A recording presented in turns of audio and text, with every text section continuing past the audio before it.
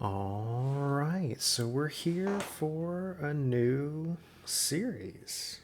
That sounds a little crazy, but we're gonna do it. So here's the plan. We're only doing bosses. We don't care about NPCs. We don't care about regular enemies. I might kill some. I don't know. But we're here for bosses, okay? And we're not doing NPCs. I don't want to talk to them. I don't want to look at them. I don't care about their problems or their life stories. I'm not interested. I'm just gonna kill bosses. I'm not sure if this is gonna lock us out of certain bosses. I think that that could be possible, right? I don't remember like all the stuff. I think like Fia's quest line. There's like a dragon thing that you'll fight there, or maybe you fight it even without doing the quest line. I don't remember. Anyway, I don't care. I don't care. I officially don't care. I'm not doing NPCs.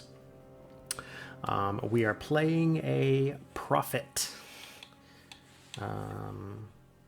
Oh, my controller's off. Yikes. What a blunder. What a critical blunder. We're playing a prophet. A seer ostracized for inauspicious prophecies, well versed in healing incantations. We're not going to be doing a lot of healing, but we are going to be doing incantations. I haven't decided if this is going to be like 100% pure faith incantations only, or if we're going to mix in some weapons also. We might mix in some weapons early on, just if I don't have enough of the old blue stuff to kill things with only incantations. But yeah, we could also choose to go with the Confessor if we wanted to. The Confessor is a really great early game start. If you've never played Elden Ring, definitely Confessor's a great choice. Okay, Confessor starts with a really good weapon. That is the broadsword. Starts with a shield with 100 phys def, which is a great thing. His spells are not very good early on, but he has the faith to be able to learn a fireball or what have you. So he's a good choice. Confessor is a good choice, but we're gonna go with Prophet because I really just want faith. I just want to burn things with fireballs and lightning and stuff like that. And the Prophet actually starts with an attack incantation, unlike the Confessor, who starts with garbage. Yeah, garbage. Probably the biggest difference between this and my current main playthrough, which I will link for you in here somewhere, by the way. Recommend you go check that out because we've had a lot of fun. But the biggest difference here is that this one's going to be all chopped up. I'm only doing bosses. This is not a full Let's Play, right? We're not going to be wandering around the fields of the lands between. I'm just doing bosses. So that's what this will be. I haven't decided how we're going to break up all the boss stuff. I don't think I'm going to do, one boss per video or something like that. Although it depends on how long it takes to fight them, I guess. So we might be splicing some things together. This whole thing is going to be a nice little learning process for me, right? Let's learn together. We're going to practice some video editing magic, and we're just going to see how it turns out. But yeah, I wanted to do it. Also, the hope is that this is going to be a more, I'm going to say, like, analytical investigation style thing. We're going to be looking at, boss moves and where you can and can't or should and shouldn't attack and things like that. Strategies, what have you. Obviously, one of the problems with any kind of strategy discussion in Elden Ring, really, is that it's all just based on your personal play style. So the things that I do may not necessarily be what you want to do, and that's okay. But maybe there'll at least be some lessons that you could apply to your own stuff, or you can see things that I'm doing, and you drop a comment down there. You're like, hey, this is also an attack window, or hey, you're an idiot. That's not safe, or whatever it is, right? Yeah. Okay. So we're gonna get into it, but just like everything else in my life, we're gonna make this up as we go. So if you don't like that, I am sorry. Why don't you drop me a friendly comment and let me know if you like what's going on here, right? Or if you have any suggestions or anything else that you'd like to see. All right, we're going to get into it.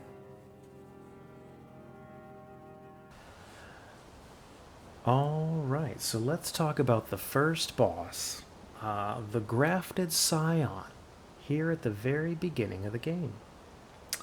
Let's just start off by saying it's unlikely that you're going to kill the Grafted Scion. And I don't mean you personally, that's not anything against you at all. Just in general, a person that's at this point is unlikely to kill the Grafted Scion. But, you know, it's always worth a try, unless you just don't feel like it. And then you can go jump off the cliff and take the express route to the rest of the lands between. But, Grafted Scion. So he's got a bunch of swords, he's got a shield. Some of his attacks have like a pretty short windup. Like there's a very, very tight window where you have to see it and then immediately do something about it and move out of the way or whatever. And he's got pretty good range because he's got long arms and long swords. So we really have to pay attention to what's going on, right? We have to see the attacks, we have to dodge them, etc.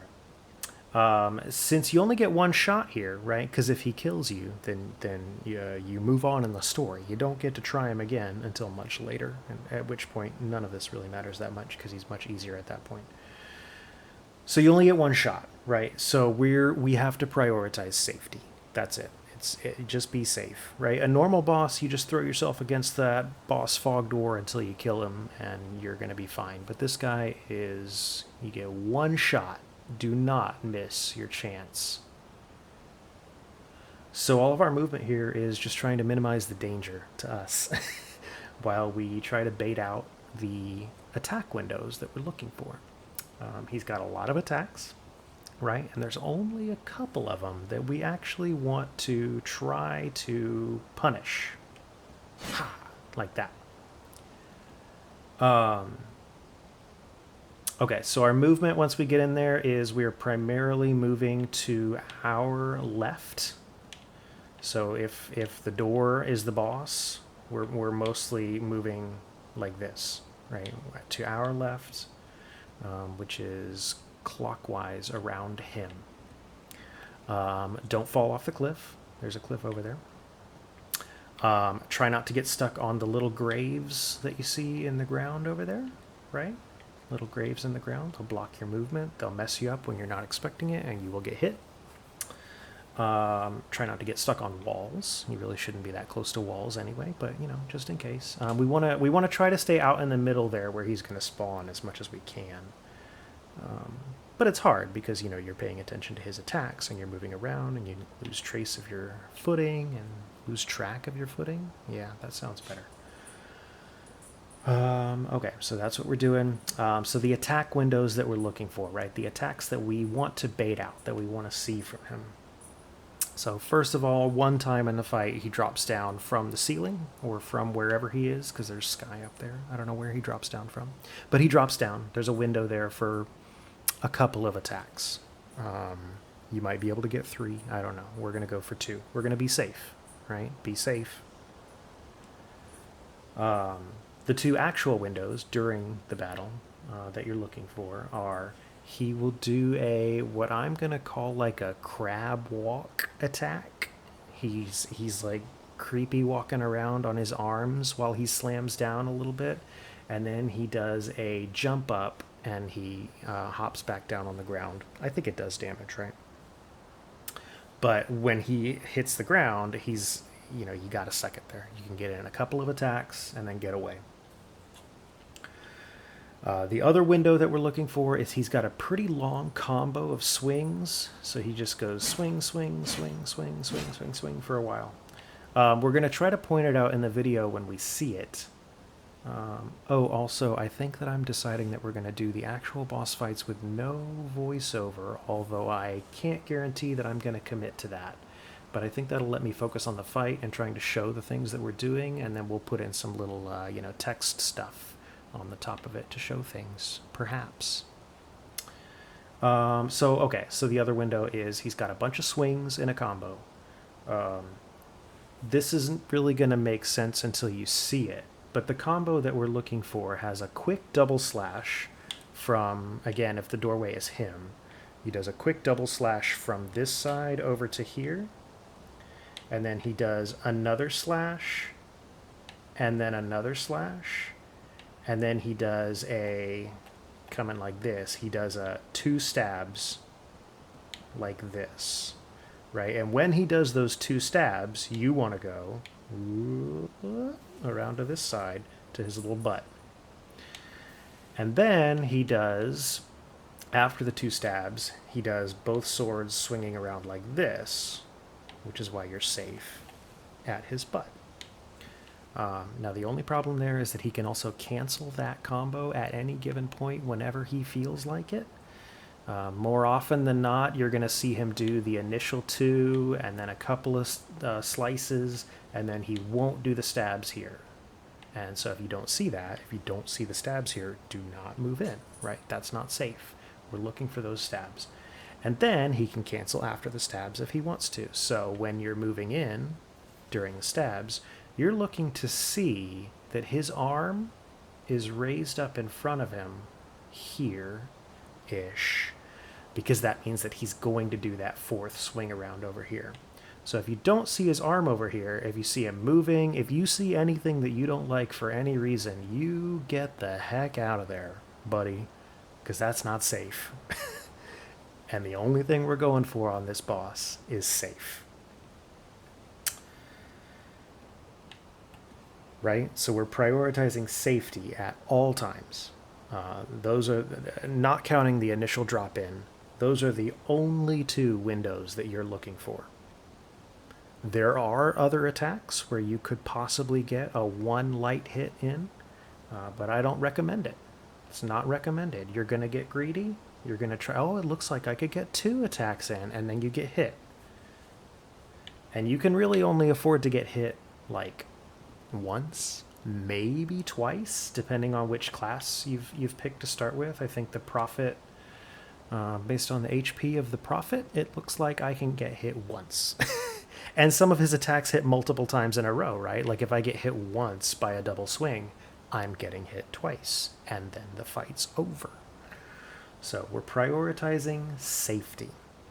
Again, there's a couple of windows where it looks like you could get 1 attack, and you probably can if you're confident and comfortable in them.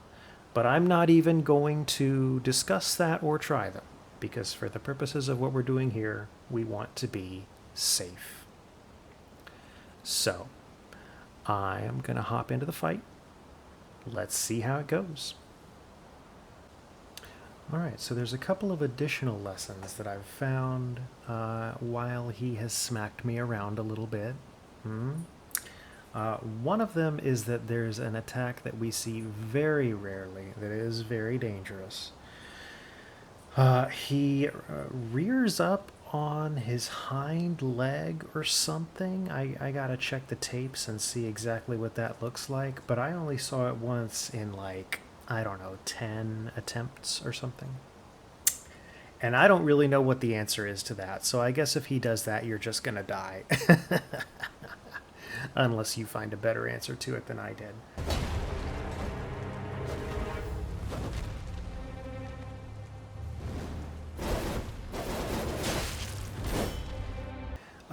He rears up on his hind leg, he holds his sword up like he's a fencer or something, and he's going to come at you. And then he comes at you real fast and does a whole bunch of stab spams over and over again. And I didn't have an answer for that. Maybe just rolling away, I don't know. But I was not successful with that. I died to that. Also, another lesson, one of the windows that we're looking for is the long swing combo, right? Ending with the double stab as the 3rd part, and then the swing as the 4th part where we punish. That combo, when you see that starting, I basically, and he's dead, so I'm safe to run in here. But we're going to pretend that he's in the middle.